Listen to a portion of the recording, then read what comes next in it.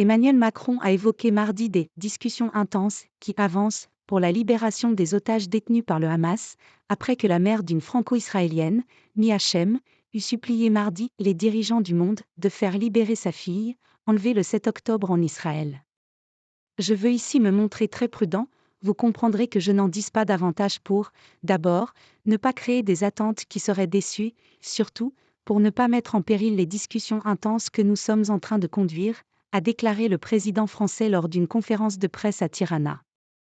Mais elles avancent, nous sommes heure par heure au suivi de ces discussions, a-t-il ajouté, soulignant que la France avait des contacts, évidemment, avec les autorités israéliennes, mais aussi avec des puissances amies intermédiaires avec le Hamas pour obtenir la libération de nos otages et de tous les otages. Nous sommes en train de mettre en place en effet tout ce qui est en notre pouvoir pour obtenir cette libération, a-t-il martelé. Alors que le président américain Joe Biden et le chancelier allemand Olaf Scholz ont annoncé se rendre en Israël et dans la région cette semaine, et que l'Égypte organise samedi un sommet sur l'avenir de la cause palestinienne, le chef de l'État français a dit qu'il ne se rendrait au Proche-Orient que lorsqu'il y aura un agenda utile et des actions très concrètes à y conduire. Je vais continuer les consultations, les discussions, mais ma volonté, c'est de pouvoir m'y déplacer quand nous pourrons obtenir un accord concret, soit sur la non-escalade, soit sur les questions humanitaires, a-t-il expliqué. Cela pourrait avoir lieu, peut-être dans les prochains jours, peut-être dans les prochaines semaines.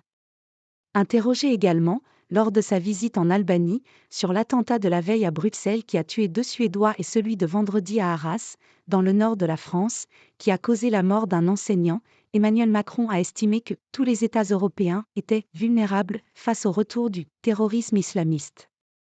Jamais il ne sera possible dans un État de droit d'avoir un système où le risque terroriste est éradiqué totalement, a-t-il prévenu, appelant à mettre en place une société de vigilance. Nous avons tous une vulnérabilité. C'est celle qui va avec des démocraties, des États de droit, où vous avez des individus qui à un moment peuvent décider de commettre le pire, a-t-il dit. Alors qu'après l'attaque d'Arras, les autorités sont confrontées à des critiques émanant notamment de la droite et de l'extrême droite sur une forme d'impuissance de l'État, notamment dans sa capacité à expulser les étrangers radicalisés, Emmanuel Macron a assuré ne pas avoir vu de défaillance des services de sécurité. Il a défendu les mesures antiterroristes mises en place depuis son élection en 2017 comme un modèle qui nous permet d'être le plus en sécurité possible hors de l'état d'urgence, car on ne peut pas vivre avec un état d'urgence permanent.